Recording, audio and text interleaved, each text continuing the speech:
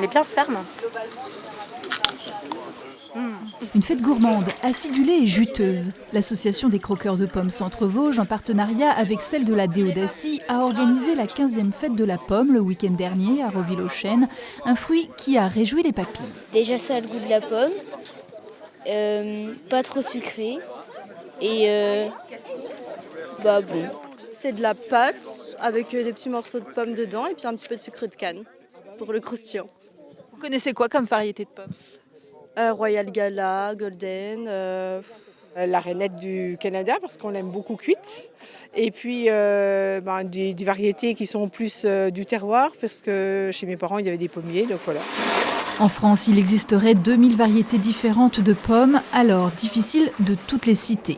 Cette exposition de pomologie permettait de présenter les fruits que l'on retrouve dans le secteur.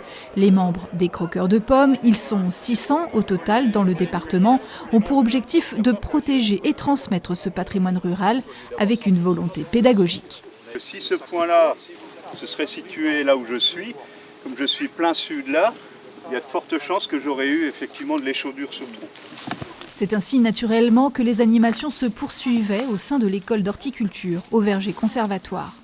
Donc voilà la Bocharde, donc une variété bien vosgienne, que l'on retrouve dans beaucoup de vergers vosgiens. Et qui aurait pu disparaître avec les ravages de la tempête de 1999. Le Conseil général d'alors décide de créer 4 vergers conservatoires et de greffer les arbres décimés. Celui de Roville fête ses 20 ans et regroupe actuellement 54 variétés qui sont étudiées de près avec le dérèglement climatique. Les variétés ont été sauvées.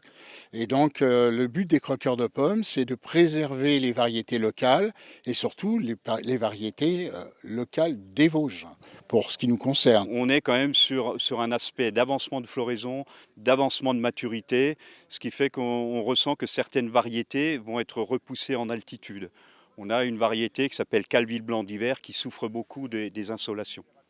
Donc c'est vrai que on aura peut-être un jour des variétés du sud-ouest qui vont venir s'implanter effectivement dans l'est de la France et les variétés de plaine risquent bien sûr aussi de basculer un petit peu sur des altitudes plus élevées.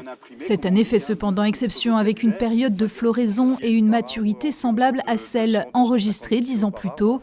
Une production mitigée n'atteignant pas le rendement des 200 à 250 kilos de fruits que peut fournir un arbre d'une vingtaine d'années.